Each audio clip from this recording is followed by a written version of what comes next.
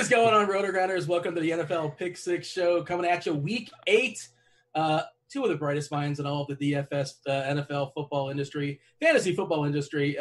Batting first, leading off, it's John Daigle, from Roto World. John, how are things treating you? How's Hump Day working out for you? We're all good. Rich is probably the football industry as well. He hangs out with all the sharp guys, literally, over there. Yeah. But no, everything is going well. I think we're coming off a good week. We talked about Carolina's offense, and you had to have DJ Moore to take down tournaments. Talked about a few other players. So, yeah, I think we had a really good week last week. Yeah, it was a good week for myself. How about yourself, Hribar? How did things work out for you? Of course, y'all know, as John alluded to, you are from Sharp Football Analysis as well. How did Week 7 work out for you? Week 8?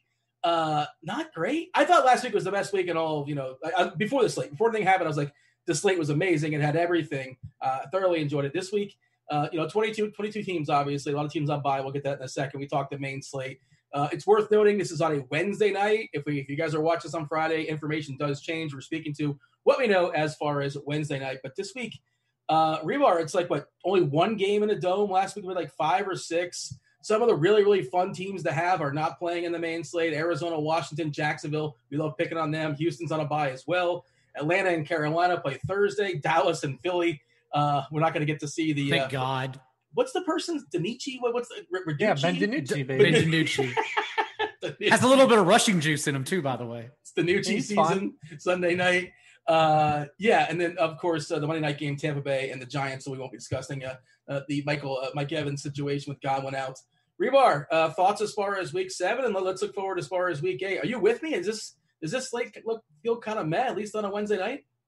I mean, it looks fine. I think there's some fun games and fun play, but like you said, it's not as objectively as great as last week, where there were just so many plays last week. We talked about it. There were just so many plays, and they all hit.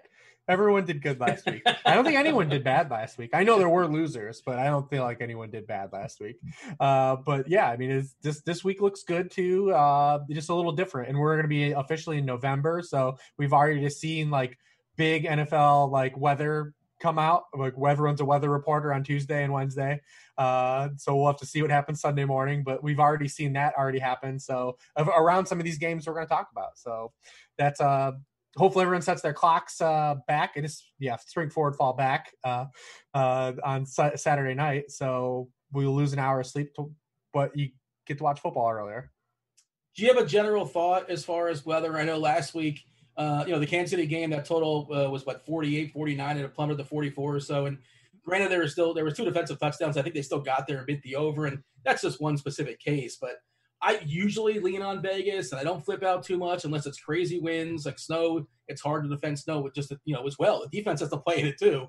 Do you have a general thought as far as how you're dealing with weather? And of course, on a Wednesday night, we're not talking like specific games because who knows what's going to happen on Sunday. Not overarching, but it was funny last week because Patrick Mahomes 2 years ago went into a frozen tundra and beat New England the AFC Championship, and then the year prior put up 340 and 2 touchdowns on top of the Broncos in snow, and then everyone was betting down on the game. That it made no sense at all. Of course, it got there because of the defensive touchdowns. I just treat it midweek as it's as plausible for me to say it doesn't matter on Wednesday as it does for everyone to say it matters on Wednesday. So we're going to pretty much try and treat it like it's non-existent, and then we can adjust later on. How about that?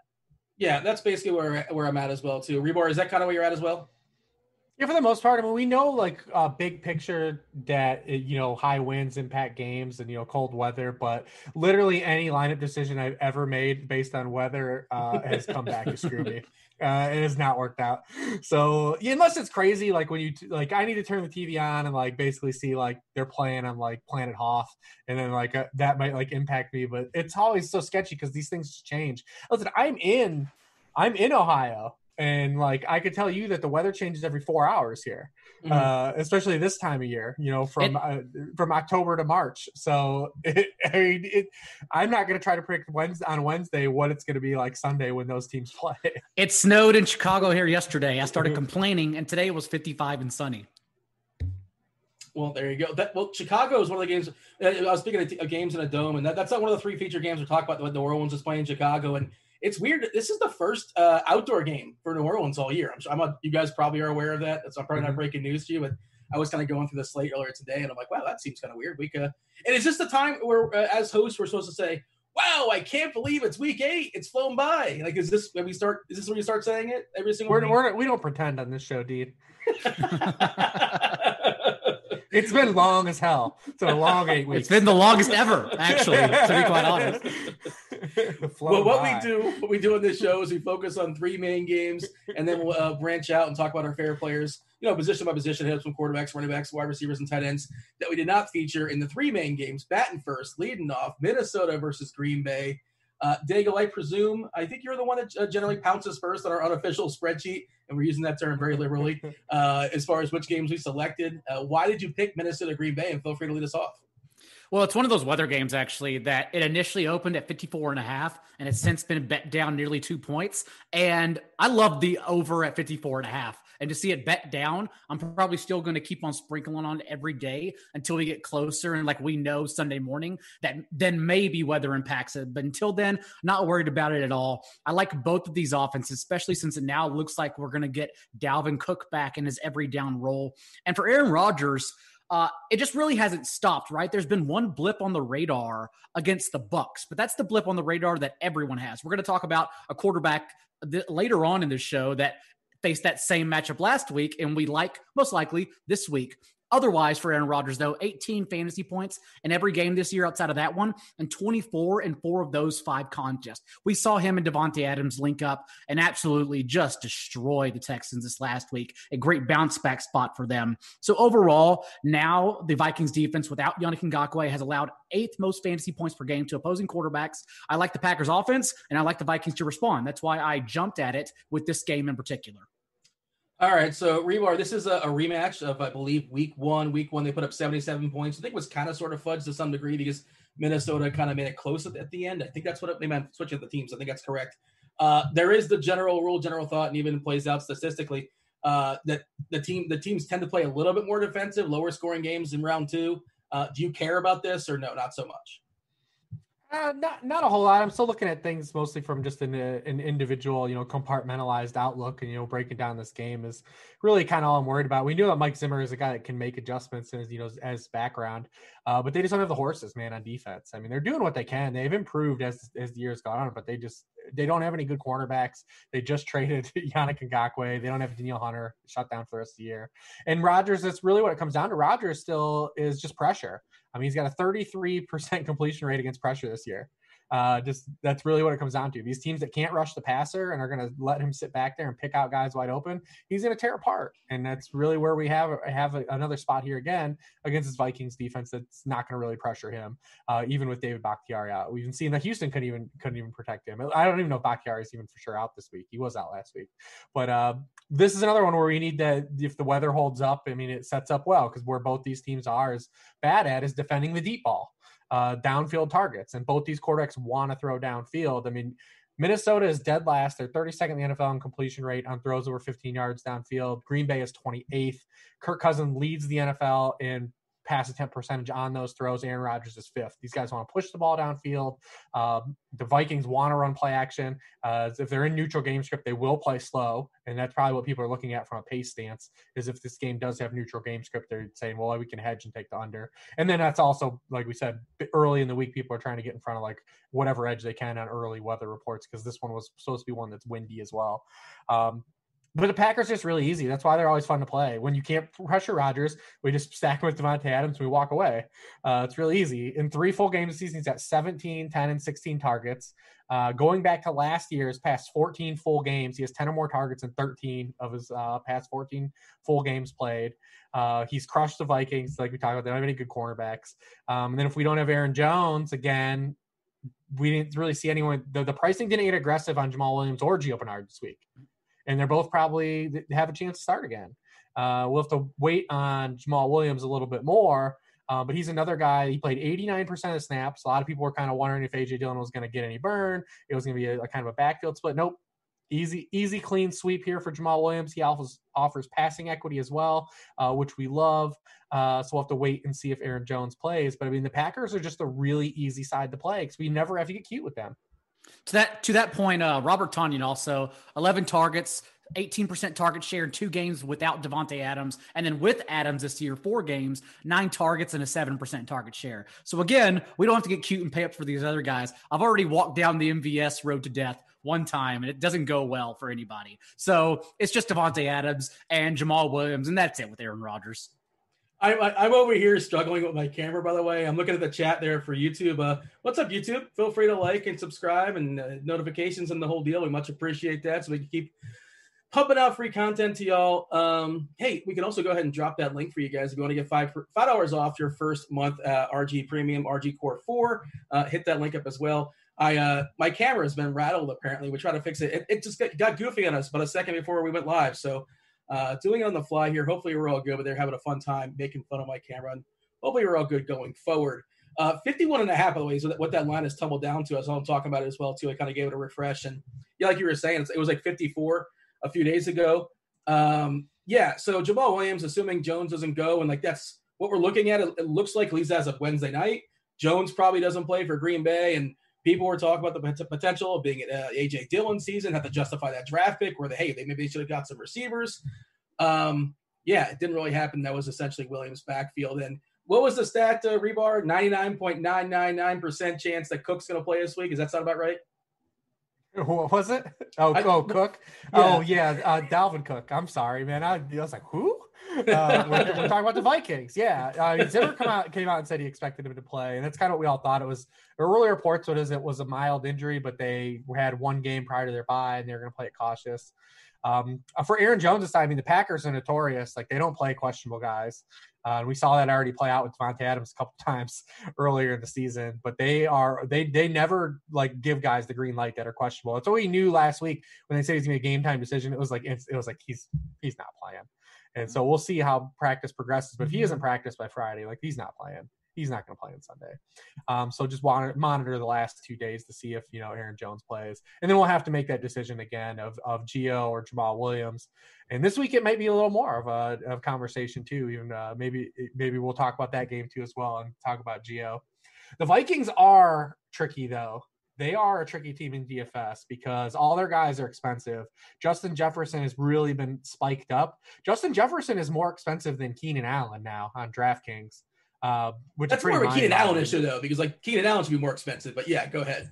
Yeah. I mean, well, he got the bump and he's almost priced near Adam Thielen now. The gap between, because a couple weeks ago when we wanted to play Justin Jefferson against the Falcons, it was because he was the cheaper option. And you can make an equal argument for both these guys where they're both getting their targets downfield. The one discrepancy between the two is that Adam Thielen has 9 end zone targets and his touchdown equity has really saved his floor a couple weeks where he's had 35 yards, 29 yards, but he gets in the paint where Justin Jefferson has yet to show that. We only had the one game a couple weeks ago against Seattle where he only had the 5 targets and 23 yards, but he doesn't have the bailout clause, the cheapy touchdown yet.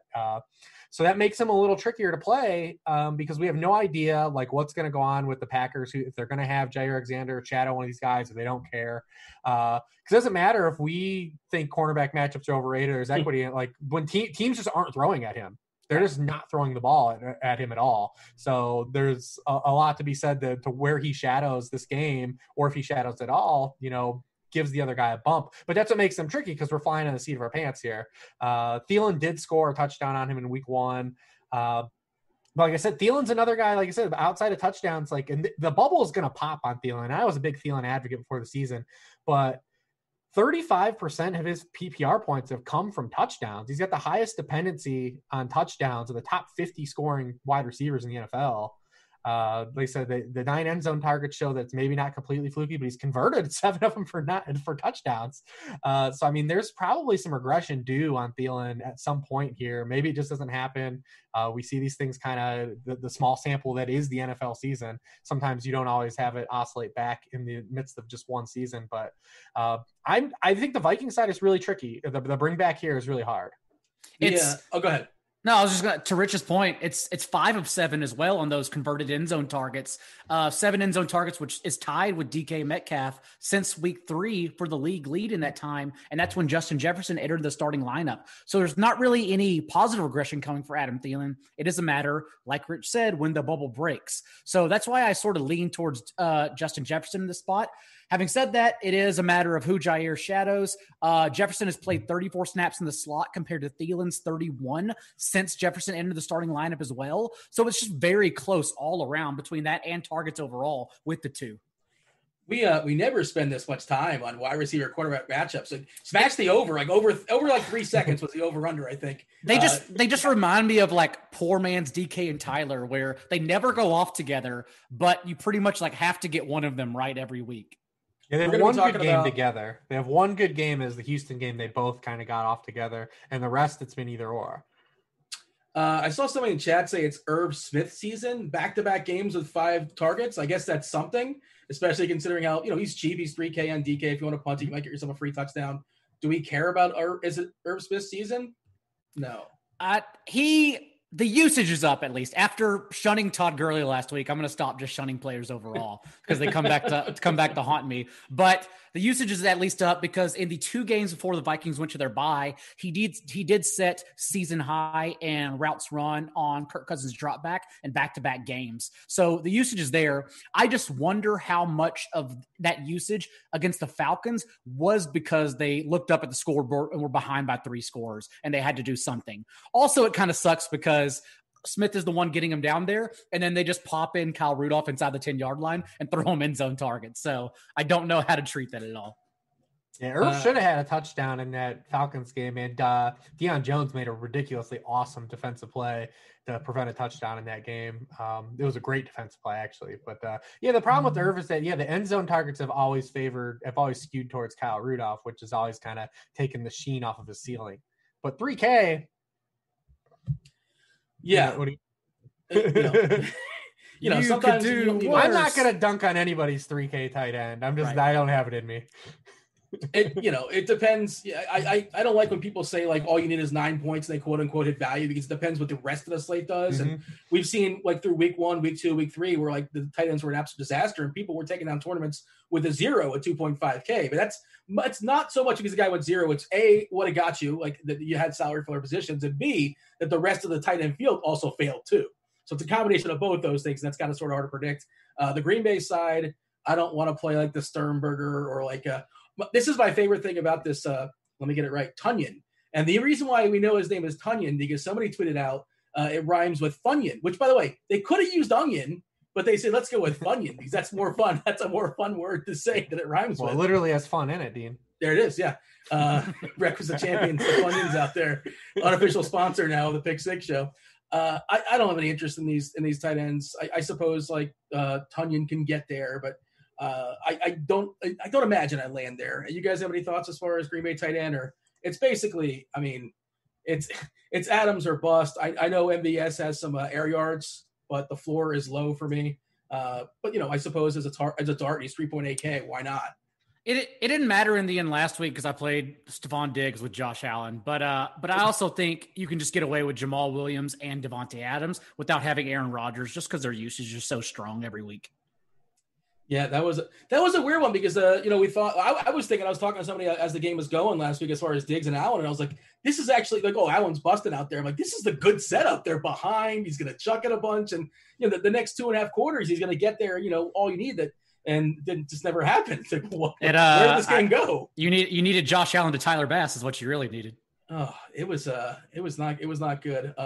If you guys stacked the Bills last week, and we'll kind of have that conversation, I suppose, when we get in the quarterbacks as far as Mahomes against the Jets, and it's like, well, how much are you going to get out of them? And if you could sort of spot the Jets a couple touchdowns somehow, that'd be amazing. Then all of a sudden you're super excited about your Mahomes and your Kansas City stacks. All right, we're done with this game. I assume we're kind of moving on. Yeah. Yes. Yeah. All right, batting second, Cincinnati, Tennessee. It's another one of the, I'm trying to pull up the odds as far as this game in the fly. I know this is over 50 as far as the total, at least it was as of a few hours ago. As I'm just saying words to buy time so I can scroll to the game. You'd think I have it right up there on cue. There it is, 53.5. Cincinnati is a 5.5-point dog here. Hey, let's start with this one, Daigle, because I saw the chat talking about it, and they're talking about AJ Green being dust, and a lot of people are talking about him like being on the Family Feud all dust team.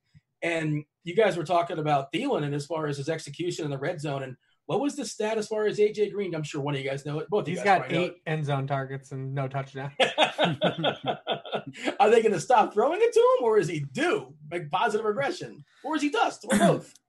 I mean, the past 2 weeks, at least, he does lead the Bengals in target share, which is pretty shocking since Tyler Boyd and T. Higgins have really come on ever since T. Higgins has really been featured as the person they have passed the torch to. But like I said, AJ Green still leads the team in targets in that time, still leads the team in air yards in that time. But we talked about this earlier this year, Dean, whenever Crane was hosting early on. It's like chasing AJ Green air yards. I mean, what's even the point? Because it's not even worth it with him. So the usage, of course, is comforting, but I still think I'd much rather double stack Tyler Boyd and T. Higgins. I know I'd much rather double stack Tyler Boyd and T. Higgins and just redact AJ Green from my life altogether.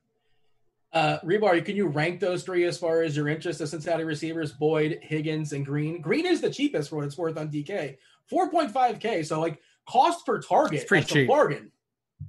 Yeah, I mean, the thing about the Bengals is they're getting so much volume inherently just from the offense that all these guys can get there like they did last week in these matchups that have these defenses that are kind of one note, going to give up production through the air. Because I mean, Joe Burrow is averaging 48 dropbacks per game. I mean, he is on pace to have nearly 800 dropbacks on the year, like 760, which is pretty bananas because Jameis led the league last year just at like 704.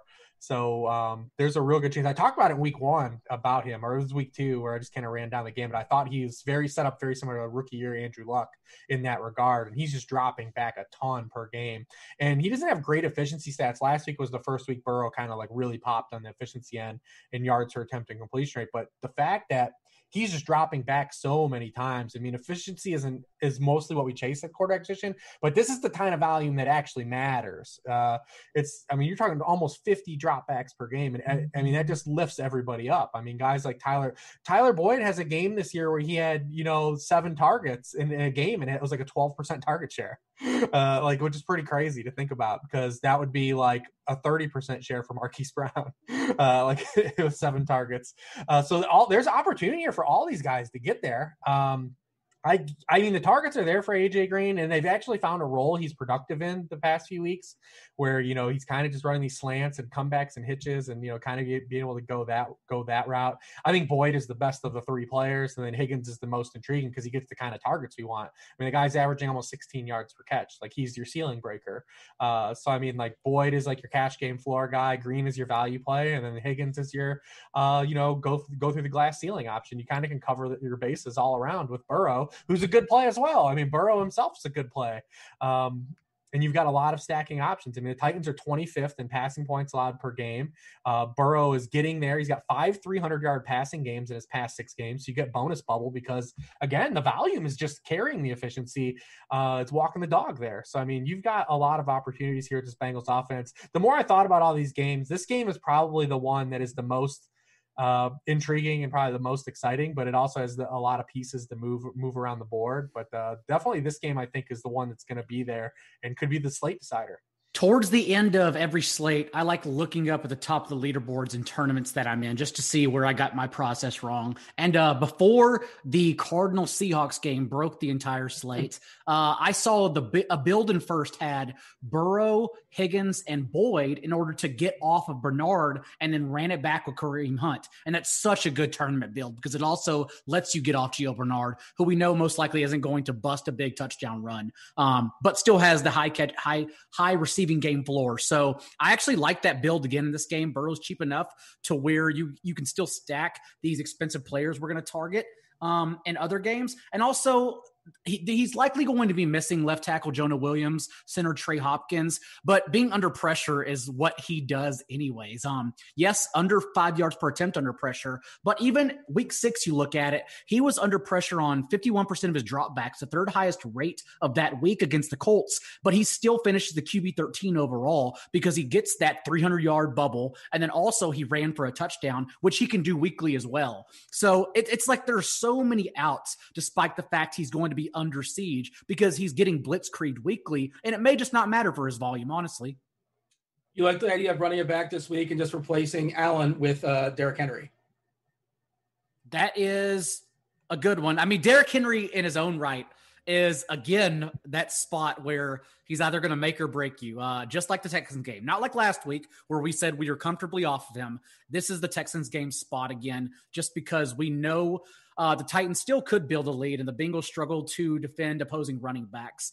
Jeremy McNichols, not an issue. Only got one touch last week against the Steelers, as Derrick Henry is still on the field a majority of the time on passing downs. And the difference this week is that Henry got the bump, unlike last week. Like, Henry is 9,500 on FanDuel. He needs that Texans game to get there. And even then, it seems a little short. Whereas 8K on DK is much more palatable. So it seems like that's where I would be comfortable going, is good old backdoor Joey, and then Higgins, Boyd, and running it back with Henry on DK. Whereas on FanDuel, I need to think about it, because AJ Brown or even Corey Davis, I know, is popping in a few models, might be the run back there. Yeah, I don't know why I said replace Allen. I meant to say replace Keenan Hunt. For some reason, I'm getting the names confused. It's week 8. It's fine. We're going strong. Got to shake off the rust, I suppose. And as far as FanDuel prices, you mentioned it. Like, there's some hurricane prices there for sure, and maybe a correction, because throughout the season it's been pretty. I don't want to call it bingo, but it's been pretty easy to make lineups on FanDuel. So they just universally raised the prices of a lot of guys. I'm not calling them hurricane prices just yet, but yeah, they're up a good bit. Maybe for good reason, to make it a little tighter as far as getting the optimal builds there on FanDuel. And hey, it's on Wednesday. Who knows what's going to open up? We talked about the potential of Mixon not playing. Bernard got 18 opportunities last week, which includes 5 catches. Just like Jamal Williams. This is not Travion's or Samaj Piran's backfield. It's Gio Bernard's backfield. He is the bell cow there. What do you have for Hribar as far as Tannehill and his receivers? Thoughts there? I mean, circling back to Henry, the one difference this week, though, as opposed to the Texans week, is that he was like by far clearly away the best like running back play in terms of just where they were on a season long rank that week too. Remember, there was no like Zeke on that slate. There was no Kamara on that slate. It was literally like he was the only guy to pay up for, whereas you can still play Kamara as a pivot this week. There were Dalvin Cook if he plays. There are other top running backs available, where that was kind of the one thing that was inching you towards Henry that Texans week 2, is that there was really nowhere else to go spend it. Whereas this week we might want to play Devontae Adams. There's a harder decision to make on Derrick Henry this week than there was that week, when everyone kind of fought afterwards in hindsight about what happened. But it's a lot harder this week, I think, the decision to go in all the way in or not, because there are other pieces that you might want to pay up for, the guys that can have big ceiling potential games, whereas they were kind of lacking in that week under the microscope. But listen, Ryan Tannehill has been excellent. He's now played a full 16 games, started for the Titans. He's scored fewer than 17 fantasy points just twice in those 16 games. Been real reliable. We know he's offered a high ceiling, offers a high floor, can use his legs like Burrow can. And he's another guy that's just excellent when there's no pressure. I mean, so far this season, he's averaging 8.6 yards per pass attempt when not under pressure. And he just came off of the high pressure Steelers game, who pressured on 30% of his dropbacks. And he's averaging just 5.6 yards per attempt under pressure. Now he's getting a Bengals team that is dead last in the NFL in pressure rate, and just traded the guy that is second all-time in their franchise in sacks to Seattle. So pretty good spot here for Ryan Tannehill. I mean, obviously we'd like him more if he was at home to make an argument here, but it's a great spot for him. We've seen the Phillip Rivers and Baker Mayfield just have their highest scoring games of the season against this Bengals defense. 2 guys that hadn't even had a game higher than QB 20. On the season until they played the Bengals. So Tannehill, I think, is a great play. He's not really priced up to, I think, where his performance has been and where his ceiling lies. And then he's really easy to kind of pair up too, because, it's really just AJ Brown at the top. And if you want to get cute, you can play Jonnu Smith for touchdown equity, although he has 40 yards or fewer in 3 of his 5 full games played. He's more of just the chase touchdown guy. I think Dean on your first show brought up like his touchdown, waiting for that kind of to pop, his touchdown reliance. But AJ Brown has 7 or more targets in every game this season. Last year as a rookie only had 7 targets in back-to-back games just once. That was kind of the one thing we were all waiting on or questioning this season. Is there going to be volume for AJ Brown if he can't sustain his efficiency? And he's getting the tangible volume. He's not getting 10 to 12 targets a game, but that's, getting to 7+8 targets, because he would just go in funks last year where he just would have to house a slant like he did last week, and he doesn't have to do that now. So the targets have been there. The Bengals have not allowed a 100-yard game to an opposing wide receiver one yet. I don't think that's going to move you off of him just because how good he's been. But hasn't happened yet either. But he's really easy to pair with A.J. Brown. Corey Davis as well has actually out-targeted A.J. Brown 18-16 in the 2 games they played together this year. The issue is when you look down at first of all, we know Corey Davis's NFL history. And also when you look down at the box score and you see him join the Jeff Smith Hall of Fame for 10 targets for 36 yards, it's not really that confidence instilling. Having said that, I genuinely think this Titans offense is matchup proof. And thus, that's why I don't know what I'll do with Derrick Henry just yet. But for me, it's an and/or situation with Ryan Tannehill in a pass-catching stack or Derrick Henry as leverage off of them, because I think everyone's going to go with such a good game environment, one or the other. The Titans, even last week, I know everyone looked down and think, oh, it's the Steelers defense. The Titans only afforded 3 plays in the first quarter and 22 snaps in the first half. It wasn't even about the Steelers defense. It was about the Steelers offense just taking up time of possession. So I still like the Titans offense in this game a lot. I just don't know exactly, like I said, which side I'm going to go, the running game or the passing just yet. John got a price decrease at 4.1K on DK, makes it a little more reasonable. And yeah, we were talking about how he's just scoring too many touchdowns. You consider all the targets or the little targets he was getting. And the reference as far as targets are important, but not all targets are created equal. And that's worth mentioning as far as Davis as well. They're using Jeff Swain too, and like a third and fourth tight end sometimes doesn't matter. I understand that, but when Jeff Swain is running 3 to 4 routes and Jonnu Smith is like maxing out at 14 routes, that matters in this offense because Anthony Ferguson is still involved weekly as well, and so that's what's taking away from Jonnu Smith's ceiling. But also, like we said, the touchdown bubble also broke. That doesn't help things. All right, let's bring in our third game. Oh, do want to mention before we move on, actually, I don't mind the correlation of – I do like the Cincinnati offense for sure, but Burrow that line's not very good. They're potentially playing from behind. That's how you get, defensive points, sacks, fumbles. Titans are good, great defensive play. I like that correlation of I want to play some Burrow, but I also want to play some Henry with the Titans is sort of my thought process there. I think both routes can kind of sort of get there. The last of our 3 games that we're going to feature, Cleveland and Vegas. The total in this game currently is a 51.5. Cleveland. I don't know, man. I was listening to the OG's podcast with Head Chopper and Beer Makers Fan and Notorious, and they were talking about this line is kind of wonky, and it's since moved from 2.5 to 3. But I sort of agree. I know home field's not exactly what it is traditionally because some of these teams don't even have any fans out there. There is some travel and things like that involved too. But I know we don't care about the Vegas perspective generally. We're talking about DFS and fantasy, but. Daigle, do you think that number is right? Should Cleveland be a 3-point favorite? A little bit more. I know they lost Beckham, so there's a slight hit there to some degree, although some people out there are arguing this is going to make them a better offense, which is an interesting conversation. Which is insane. You've heard people say that, right? I know. We're not going to say the companies. Listen, Kevin Stefanski didn't agree with it. He was just, I don't know, Beckham. Yeah. Yeah. Is that line right? Is 3 correct? I don't think so. I haven't bet it personally just yet, so take that with a grain of salt, but I don't think so. But I brought this game up because, like Rich said, Cincinnati and Tennessee is his favorite game. This is my favorite game on the entire board because there are so many cheap options. It reminds me of the Raiders-Chiefs game last year where they played on they played on Sunday night and Monday night, and then the next slate, none of them were priced up. They didn't get the bump because they played late, and thus they were all cheap options. So I think it was El Jefe, who actually took down the millionaire that week because he just stacked 6 of the guys because they were priced wrong. That's kind of what it ended up sucking, actually. They actually ended up busting. But like he still won it all because they were so good. And so I kind of think it reminds me pricing wise anyways of that situation. The issue is that Baker Mayfield is getting a lot of credit for a guy who's not been good this year. Last week was actually his first game to go over 16 fantasy points on the entire year. And it took him 5 touchdowns on 22 completions to get there. Even against the Bengals the first time around and Washington and Dallas, he scored 14 and 15 fantasy points. He scored 29 last week, of course. And the thing is, he still, when under pressure, he's still miserable. 4.9 yards per attempt, 1 touchdown to 4 picks this year.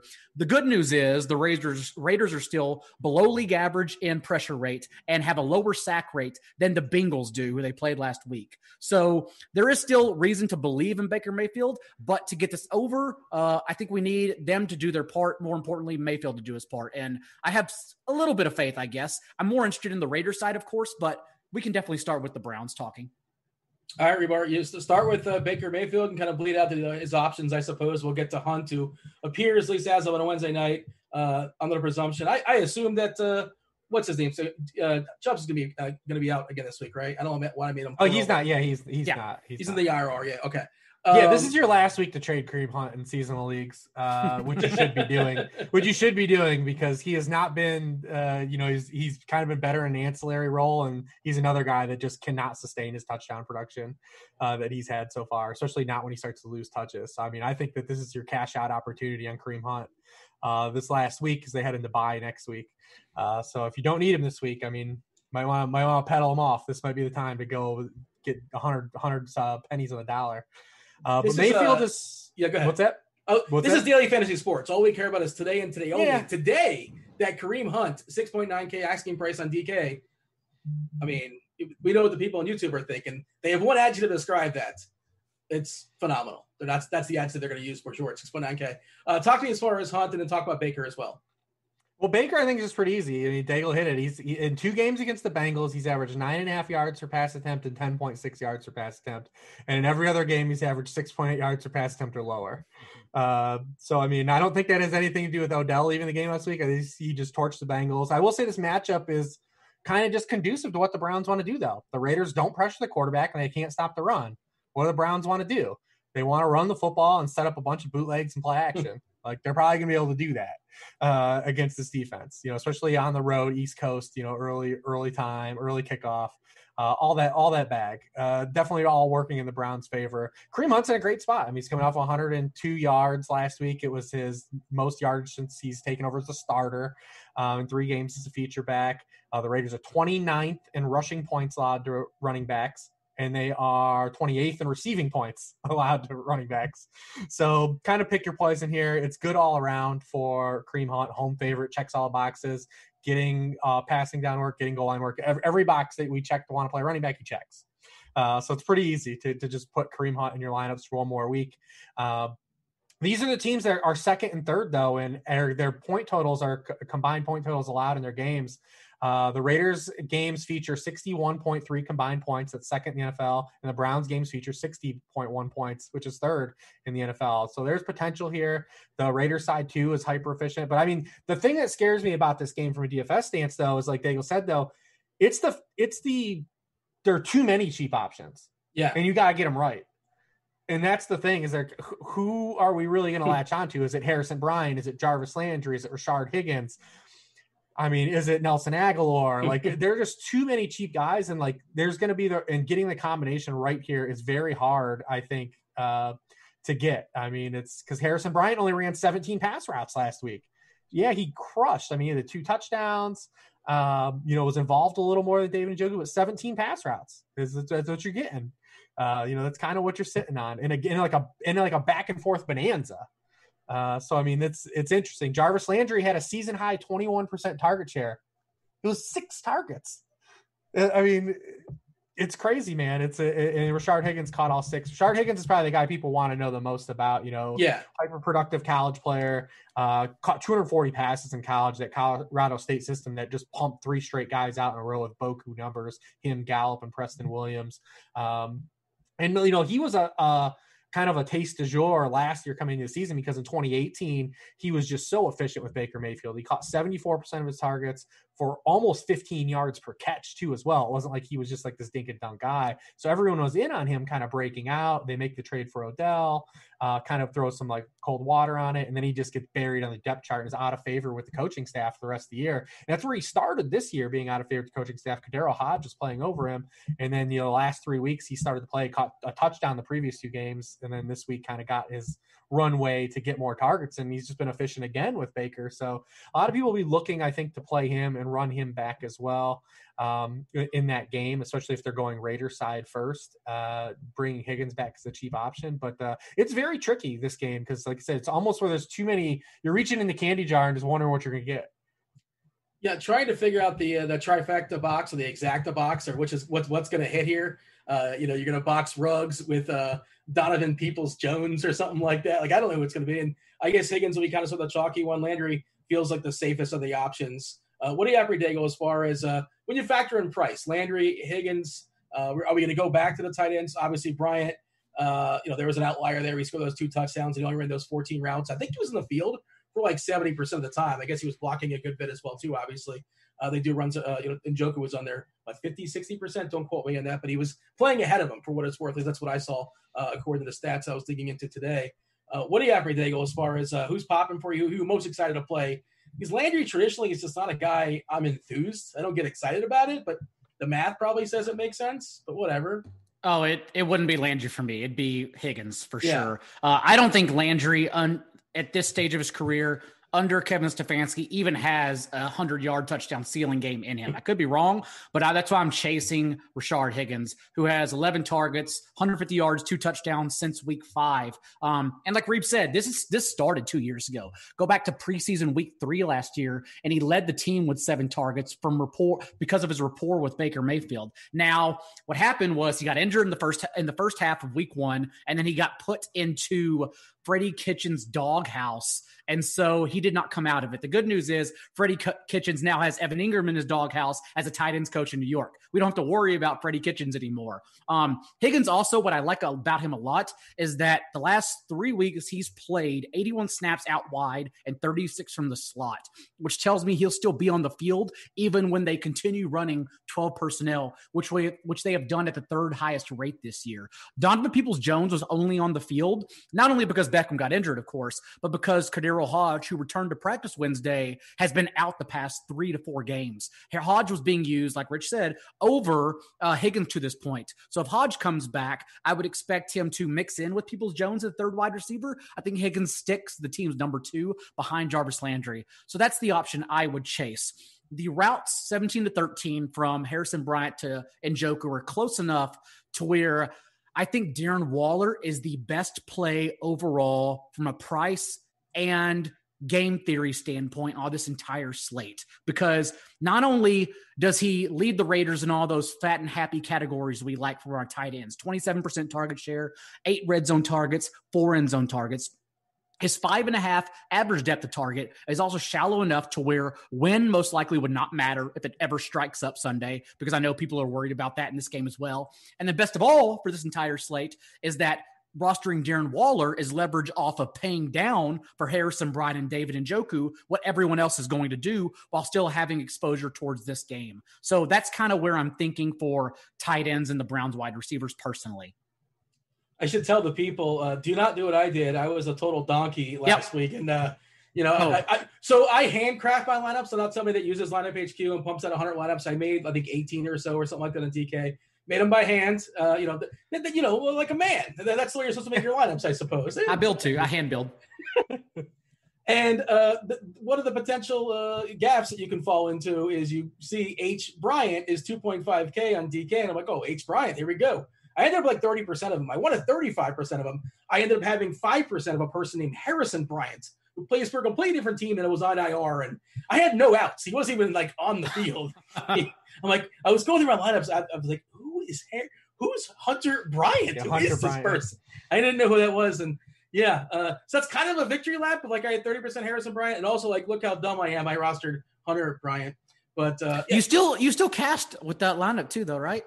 I'm not sure. I'll be honest. I'm not sure. I mean, scoring was like a 180 or something like that. So that was probably on the fringe potentially. But that was not your best moment. My best moment of the week, of course. But learn from my mistake, people. Make sure if you're going to roster Bryant, it's Hunter. No, it's not Hunter Bryant. It is not. Hunter plays for the Lions. Harrison, Mackey Award winner, also voted best rookie by coaches in preseason. Harrison Bryant. Yeah, I was grinding the tape on Saturday. I was watching his YouTube reel at FAU or FIU, one of the Florida schools. Sure you were watching Hunter Bryant highlight? I was not. Okay. Maybe subconsciously it might have went to him afterwards. I'm not really sure. But so give me this. I know it's hard to do, especially pinning down on a Wednesday, Hribar. Your favorite like flex option for both teams in this game. And I don't mean to talk about Jacobs. We got to talk about Jacobs as well. But your favorite flex, that could be a tight end, a receiver, or a running back, or just receive. Yeah, I guess, yeah, sure. Why not? Anything that's not a quarterback. Yeah, I mean, I would probably still lean to just a blank slate, Harrison Bryant. I played a ton of Harrison Bryant last week. I actually played him in both my cash lineups too. I got super lucky. I just basically was punting and hoping to see what I got, but so that worked out.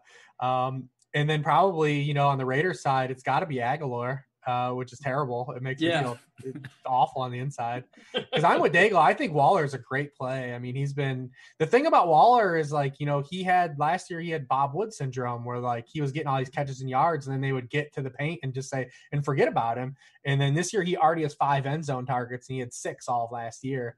So he's starting to get those. That's where you're starting to see these upside now. He has them. He's been a top 5 scorer in 4 of his past 5 games. He would regularly be like the tight end 7, the tight end 8. Because he'd get these catches and yards and then not get a touchdown. And now he's getting the touchdowns, and we're very happy about that. So, I mean, he is a guy, too. I think he's just a great play. I mean, the Browns have been one of these teams that notoriously struggled with tight ends, and they don't have great linebackers or safety play.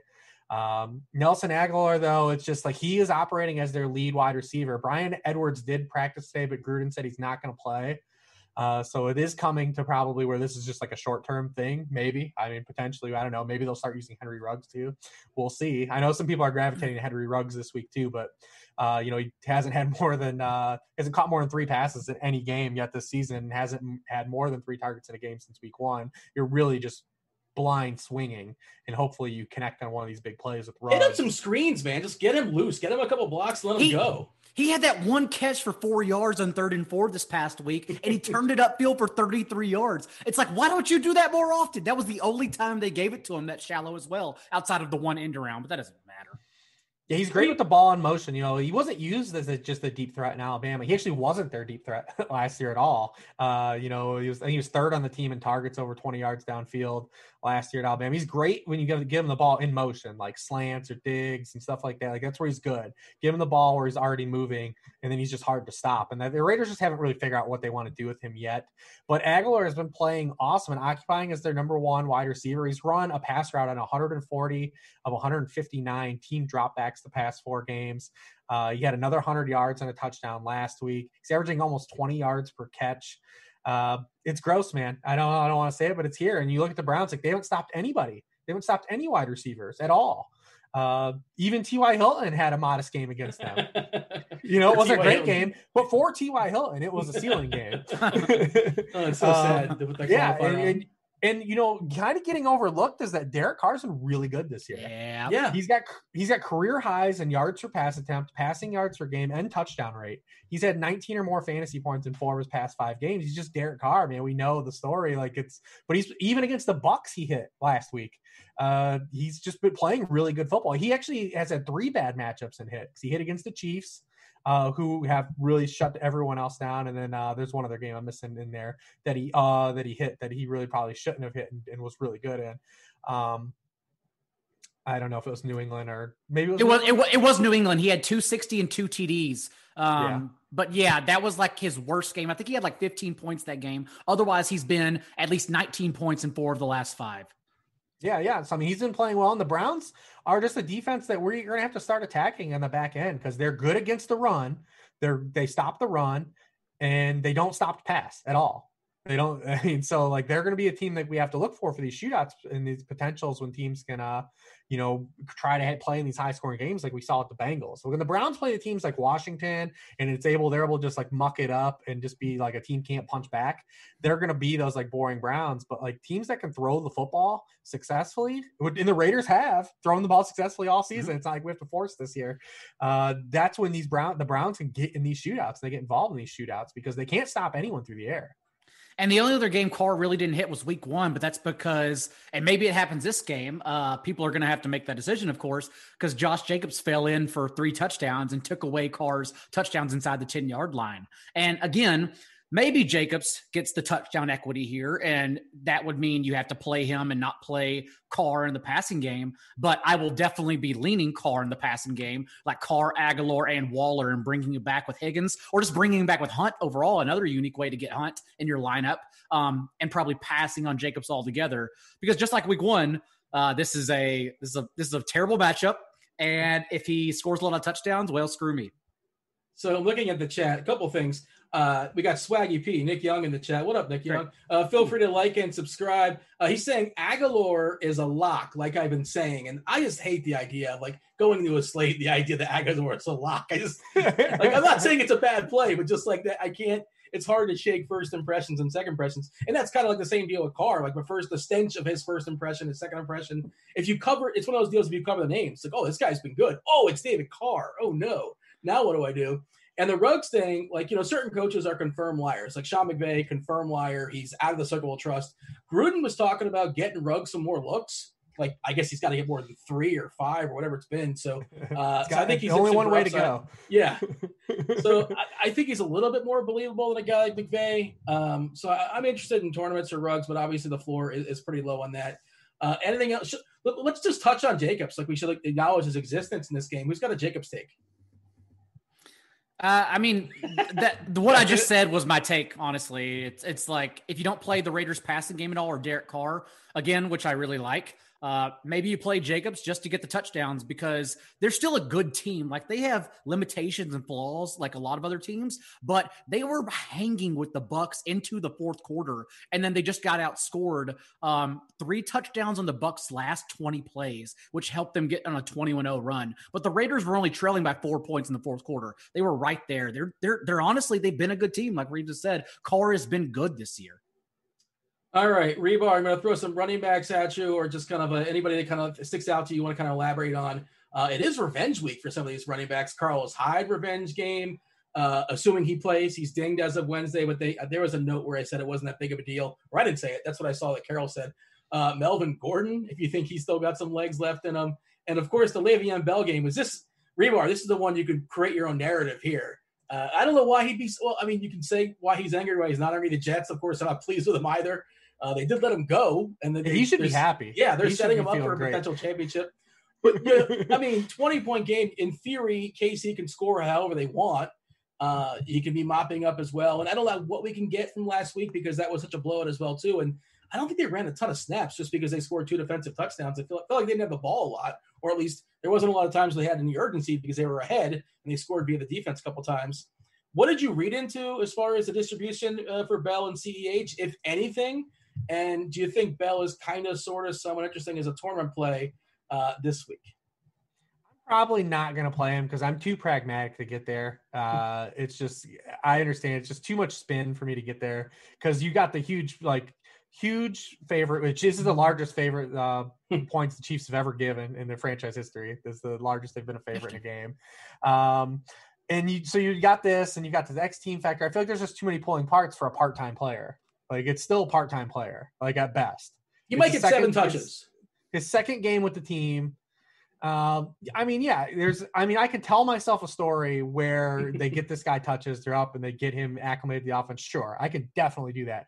But I'm someone that goes tighter. I'm probably, I typically play 6 or fewer running backs in my core. And I just don't think I can't put a part-time player in there. If he hits, so be it. But yeah, I mean, he's a part-time player. It's one of these things where I've always thought, like, and nothing last week swayed me, is that I've always thought he was just going to be an extension of what Darrell Williams was. And meant more negative things for Clyde Edwards-Helaire in terms of, will he get goal line carries? Will he get 19 touches and then go back to like 15 touches? And that's kind of what we started to see just in the split last week. Don't know how large Le'Veon's role can grow, but I mean, I'm just not going to, from a DFS stance, I can see maybe a season-long stance in your bind. You want to take a shot on a flex. From a DFS stance, it feels like such a Hail Mary when I've got all these running backs that I can put in my core that are just getting the ball. And especially if we have 2 cheap guys like Gio Bernard and Jamal Williams in again, because that's the other thing you can sell yourself on Le'Veon is like, well, he's 4-5 and he's cheap. But like, if I got Gio and I've got Jamal Williams, like I'm not conceding a lot of ground here salary wise. So it's just too hard for me to. I'm just too pragmatic, and that probably makes me a donkey in a sense. But hey, I'm not probably going to play any Le'Veon Bell. It's not an extreme, large field contest. Obviously not for your cash games. Jump in here, Daigle. I was going to say it's definitely a Millie Maker lineup decision. But my Millie Maker lineup every week whenever I play is completely different. It's so just like throwing shit at the. I'm sorry, I shouldn't throwing stuff at the wall. So yeah, I know. I'm sorry. Sometimes it gets a little too friendly on this show. Terrible person in the swear jar. Never would have happened with Crane. Who is it? Yeah, never would have. Broke the streak, unfortunately. Other running backs that do something for you. I mentioned Kamara just kind of in passing. And, of course, assuming Thomas is out, the usage is going to be incredible. I know I've seen season-long guys pump this out there. Like, he's been, like, the number wide receiver. Like, maybe he would be wide receiver 11 or 10 if he was just a wide receiver. Obviously, he's a running back, too. He was perfectly fine last week, and he didn't even score. Again, I want him in the dome. He's, but he's facing Chicago, the matchup, whatever, just volume and talent. And sure, he's perfectly fine. I don't know what to do with Kamara. I assume he's a cash game staple if you can make it work, with a normal salary cap under the assumption that Thomas is out. I assume we're both in on Kamara. We think he's perfectly fine. Yeah, I mean, go back to last year when these teams played. I mean, they played in Chicago with Teddy Bridgewater, and the Saints' offensive game plan was driven around Latavius Murray and using their offensive line to be the factor, because the Bears pass defense, it's not just this year thing. Like the Bears haven't allowed more than 2 touchdown passes now in 33 straight games. Like they just don't give up a lot of big passing stats. But the Saints came in and their plan was to run on the Bears, and they did. They ran all over them with Latavius Murray. And this year they give up big runs. Like they're good, like kind of a Jekyll and Hyde run defense where they limit they limit overall stance of like yardage, like successful runs. They're good from a success rate stance, but when they give up runs, they're huge runs. And we saw that again with the Rams in that game too on Monday night. So, I mean, they end up their 18th in rushing points allowed to backfields. I don't see any reason to come off of Kamara until we have a reason, because especially if Thomas is going to play and Marcus Callaway is dealing with an ankle injury. He didn't practice today. So, I mean, it's just really easy to say like this guy is going to be the offense again. And I mean, I don't see any reason to stop playing Alvin Kamara. I also like Jonathan Taylor a whole lot. Remember, in those 2 games before Indy's bye, he set season highs in backfield touch rate, 70% and then 73% in back-to-back games. The game before the bye, he had 12 of the team's 13 carries. And it's just a great matchup against the Lions, who are allowing the 4th most fantasy points per game to opposing running backs. So I think this is finally, hopefully, we've said this a lot, the week that Jonathan Taylor explodes, poised to explode. I also, like to your point, Dean, I like Melvin Gordon. We have to watch the tea leaves for Phillip Lindsay since he's currently in the league's concussion protocol. But Gordon handled 58 of 70 running back touches in those 3 games earlier that Lindsay missed. And this is actually quite a fast-paced game from Pat Thorman's Snaps article that established the run. Chargers have operated the league's 5th fastest pace since week 3 with Justin Herbert under center. So, of course, we would probably need Denver to answer. But if that's the case, it would be Gordon and forgetting all their pass catchers as Drew Lock continues to throw balls into orbit and hoping they fall down in the right hands. Is there still a chance that we can see a suspension for Gordon? Is that possible? I guess we would know, obviously, in time. But I don't know what to think in 2020 anymore. I thought I had it figured out last week, and I don't know what to do with the league anymore. Here's a harder question for you. They always drag their feet on this stuff until he runs through, I think, the legal gambit. They won't do anything. Okay. Until all that's like settled. I don't know. These things always need to pop up. Like he'll be like suspended the first 2 games of next season. Yeah. Antonio Brown's still dealing with legal issues, and everyone's saying he's going to be back week 9. It's like I don't know what to think anymore. I give up. I can't believe Antonio Brown and Des Bryant and like Leonard Fournette, these guys are still players in the NFL in 2020. It's so weird to me. San Francisco running back situation, Mostert and Wilson are presumed to be out. Coleman expected to be back. Is Hasty a thing? What happened to McKinnon last week? Do we care with any of this right now, or just if something pops up, stay tuned, but it's Wednesday and it's not worth digging into? I think that's where we're at on that. Is that reasonable? Yeah, that's fine. I think that game is interesting. We didn't talk about that game, but the one interesting element of that game is that there's a clear path to just roasting Seattle, and it's not what the 49ers do. So it's be curious to see what the 49 how like, because the 49ers don't care. Like they don't care if you're good against run or not. Like they're gonna come out and run their system. But like Seattle, like is just to beat them has literally been wide receiver play. Like they're good against, they've been solid against the run. But the 49ers use their wide receivers fewer than any team in the NFL. So it's going to be really interesting to see how that game And they lost out. their best one, or one of the best ones with Dean Shavelson. So now it's like Ayuk or Bourne. And again, there's a lot of noise in this, but their best player, best receiving guy, and we're getting off the hole, is Kittle. In Seattle, the one thing they do well defensively, now it's noisy because you look at the teams they played against, they haven't really played any good tight ends. But they've been, second best, I think, as far as shutting down tight ends from a DK points perspective. But they're yielding more than 12 fantasy points collectively to wide receivers than the second worst team. We talked about that last week, and spoiler alert, that stat did not change after Arizona. Is there anything else that's worth kind of throwing out there? And is Hyde interesting if he gives it a go, or is it going to be a split with Homer? And is DJ Dallas a person? It's just that whole game. So first of all, we have to wait till Friday for Seattle to see, because Chris Carson's a game time decision.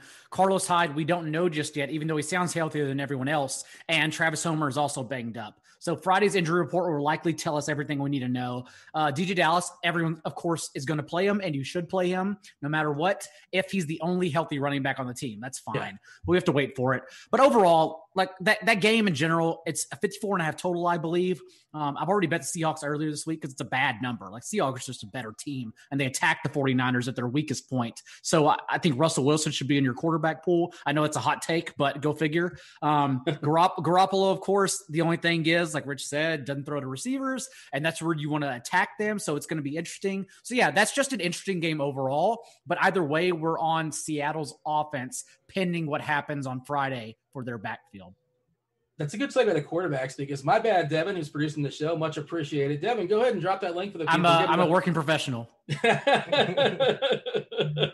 I goofed. We're gonna hop back to quarterbacks for a second. Drop the link. Get yourself $5 off RG Premium, the Core 4. Go ahead and check that out if you guys are interested. So Jimmy G is popping up, and I run the optimals on Wednesday night, and of course I understand the optimals on Wednesday night could mean absolutely nothing when as the week progresses with injuries and things of that sort. But he's in 30% of FanDuel optimals right now, Jimmy G, and 49% of DK optimals as far as what I ran, and I kind of tinker with some things as well. I don't know if I want to trust Jimmy G. He is super cheap. DK is 5.4K, and we won't know until the end of the week how much we need that salary, if it's a really tight cap, if it's a loose cap.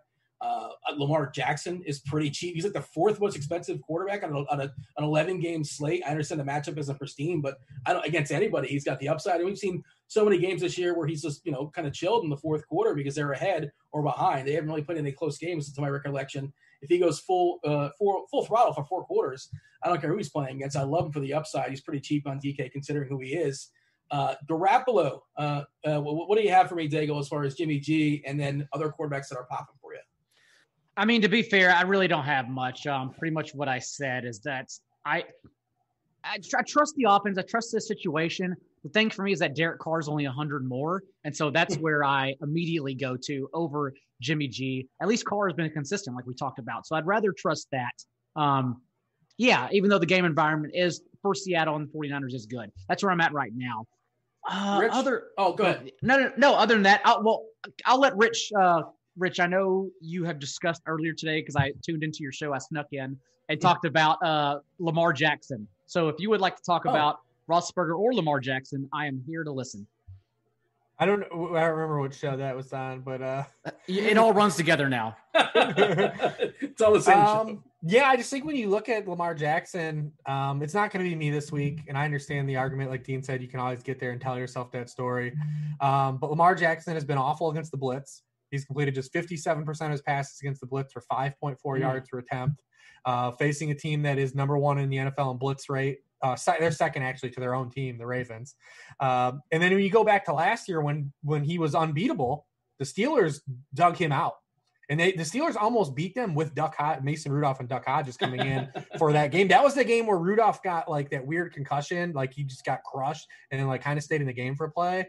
And then Marlon Humphrey punched the ball out. I think it was an overtime on Juju, and then the Ravens won the game. But in that game, the Steelers were just Lamar Jackson was doing nothing. He did it at 70 rushing yards, but threw for 160 yards, 3 interceptions, had just 1 touchdown. The Steelers are kind of defense that are a problem for Lamar Jackson, because you're talking about Lamar Jackson's a quarterback that still, like, anticipatory throws are not that's not a strength for him right now. And you're talking about bringing major pressure all the time. And that could lead to some big runs and breakouts. You escape pressure and he makes something happen with his legs. That absolutely is in the cards as well.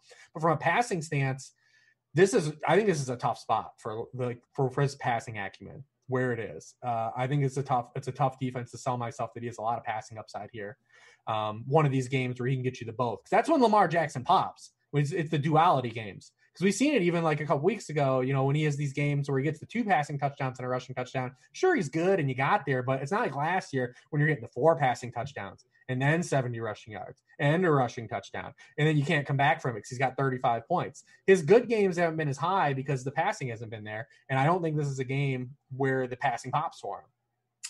Yeah, I mean, I like him coming off the bye, and I'm also talking about it from a torn perspective as well, too, just because It feels like he's got the greatest variance as far as he could put up a 12 spot or he could put up a 40 spot, and neither would surprise us.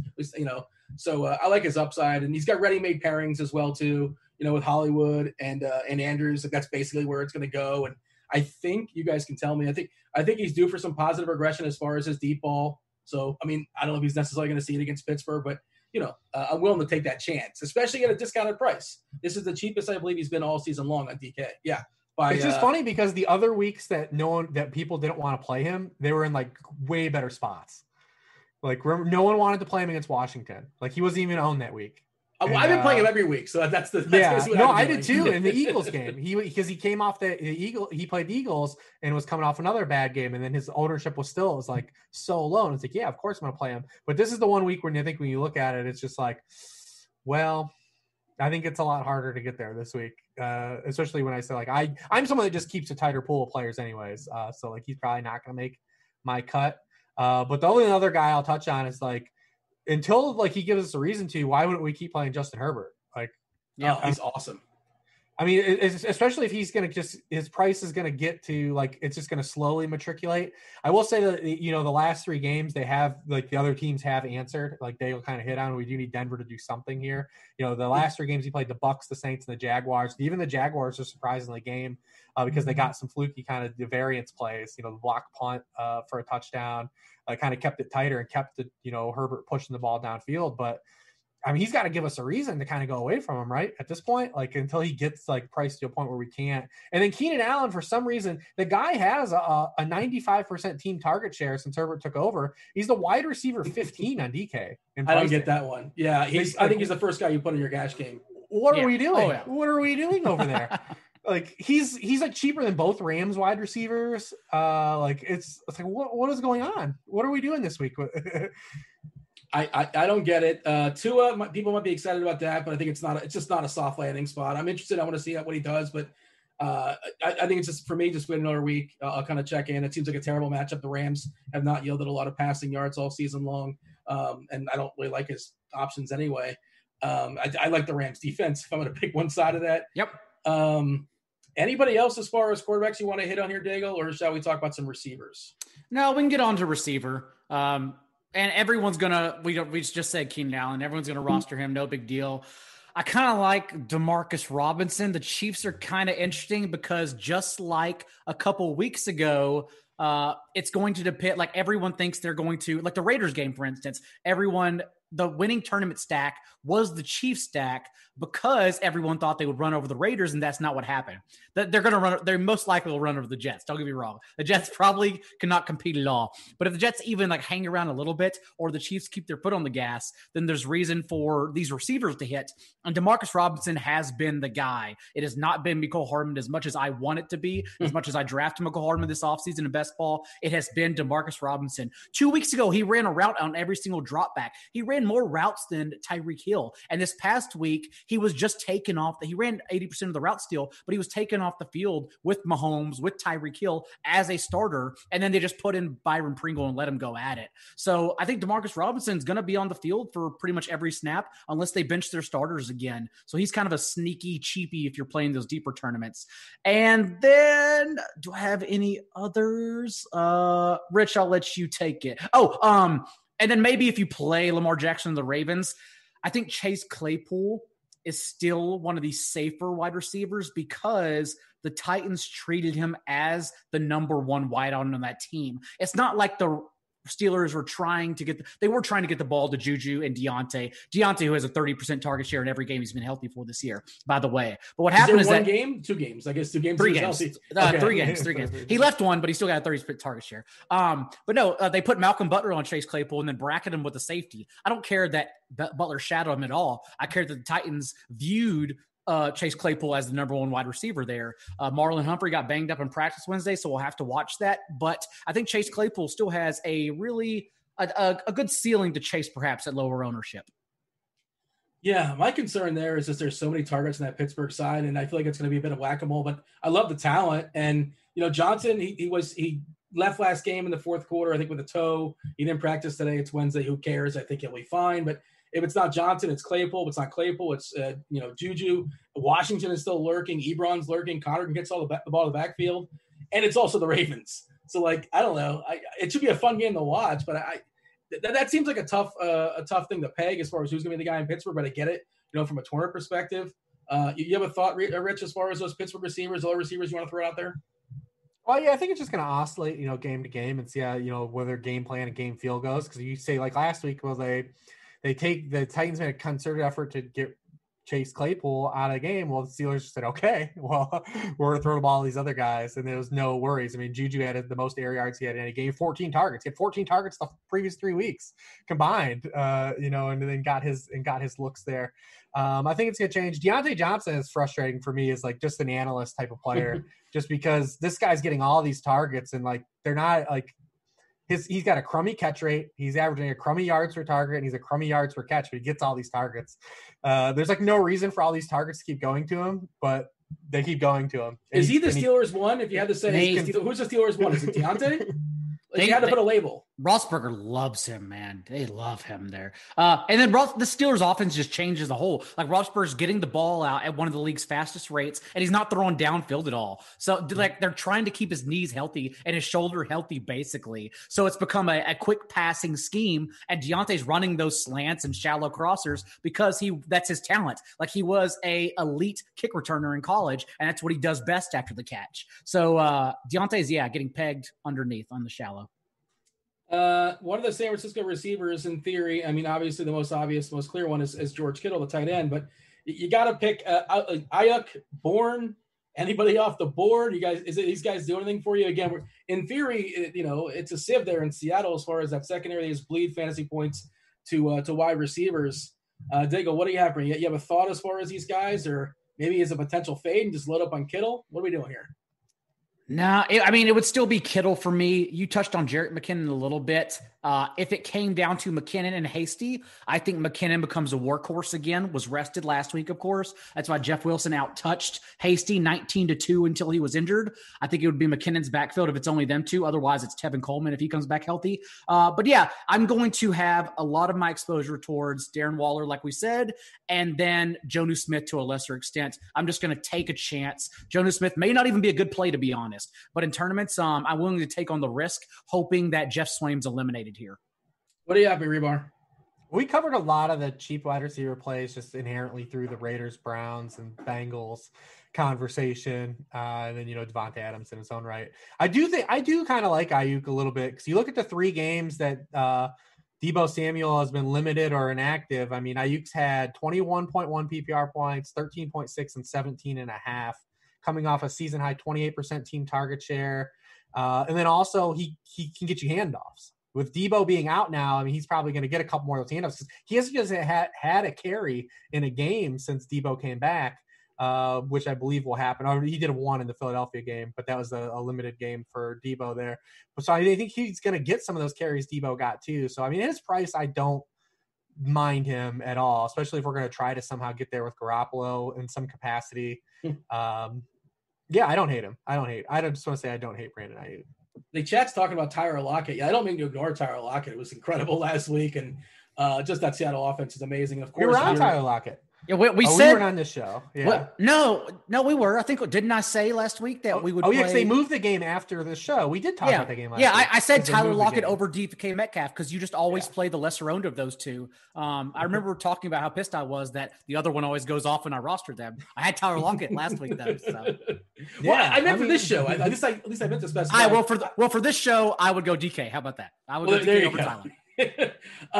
I'll throw one more cheap receiver your way. You were talking about the idea with Rich that we mentioned too many cheap receivers as is, or a whole bunch. But if you're going to tell yourself a story, if you want to bring back in this Kansas City side, KC's expected to score 34 points according to Vegas. Denzel Mims, like they just unleashed him. I think he was in the field 98% of the time, and he's 3.2K on DK. Some draft pedigree.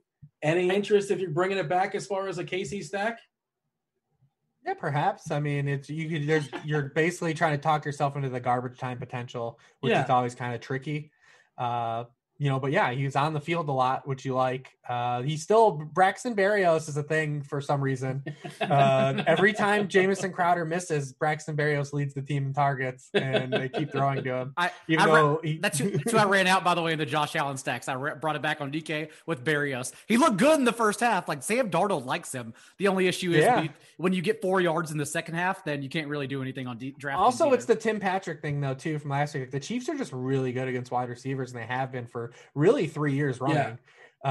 They are a team that are consistent thorn and stack. You basically have to hit big plays against them. They're a hard team to stack production on, wide receiver production. So unless you get a big play, I think you definitely can talk yourself into it. He's cheap enough that the opportunity was there, but I would say it's a Sam Darnold wide receiver, and for some reason Braxton Berrios is going to end up with more targets than him. Yeah, and we don't know what's going to go on with Crowder as well too, which can kind of muck out to some degree. But Crowder has been really good when he's been healthy, for what it's worth. A lot of targets going his way. And I know we talk about Robinson, but again, it's one of those weird situations where people are going to, I don't want to play KC because they're just going to blow out the Jets. But if they still are going to, first of all, we don't know that. It means they're going to score points. We don't know that. And how do they get there? How do they get those 5 touchdowns? Right. Beckham's one of those guys where he's got this great ceiling and he rarely flashes it, at least in the last couple of years. Is Tyreek Hill kind of sort of turning to that? Is that sort of small sample? I think he's going to explode one of these days, 150 and 2. And why? This is all about ownership. If we're looking at 5% ownership for Tyreek, where people are just they're just going to run the ball and they're going to get Le'Veon Bell in the second half or something like that. And, it's going to be a blowout. Well, how'd they score those first 3 touchdowns? Maybe 2 bombs to Hill. And who cares what he does in the second half? Again, this is all about what ownership is, but I think he's super interesting for tournaments. Anybody have a thought as far as Tyreek? I know you're talking about Robinson, Daigle, but he's got a pretty good price, especially considering the matchup. And it's what if the Jets kind of sort of somebody keep it close, which is possible. They do get paid. I mean, the amount there are a lot of okay. So I just said a lot of words, but without saying any. Tyreek Hill, I'll never complain against playing guys on teams that have implied totals that are 5 more points than the next closest team. So I'll say that. He's the number 1 receiver. Of course, last week got benched with the starters, but whatever. Like we said, this is the Raiders game all over again. If the Jets stick around, even in the slightest, then the Chiefs are a good play. Overall, the Chiefs are a good play. Yeah, that was a weird Dean, game let me hit you with a trivia question here. Go for it. Tyreek Hill's played 22 games since the start of last year. How many 100-yard games do you think he has over that span? Oh, I know it's a low number. I would say that he definitely got over 100 yards in the 23rd game. I'll guarantee that. Whichever one you're cutting it off at. No, the 23rd game will be this week. Oh, okay. So I'm going to say since the start of last year, including the playoffs, how many 100-yard games has he had? 1. Oh, he's at 3. He's at 3. So it was I nice to go low though. But I bet a lot of people, I think, have Tyreek Hill a misnomer of actually what he is at this point. He's actually a safe floor, touchdown dependent option. He is an efficiency outlier in a sense, but last week he had the 10 targets, but look at his target shares every week: 3, 6, 6, 6. Then he had 11, he has 6. Going back to last year, he's always been a guy. He gets you 4 or 5 catches. You hope one's a big play, and then he probably is going to get involved for an end zone target. A lot of people think he's this super high ceiling guy, and he just hasn't been that since the start of last year in this offense. Does that mean he's not capable of it? Sure. But that hasn't been the player he is where he was earlier in his career. And I still think he carries that stigma. And meanwhile, when Travis Kelce doesn't get benched, he's just a tight end 1 every single week. Oh, I think his air yards last week, Kelsey, was like -3 or something silly.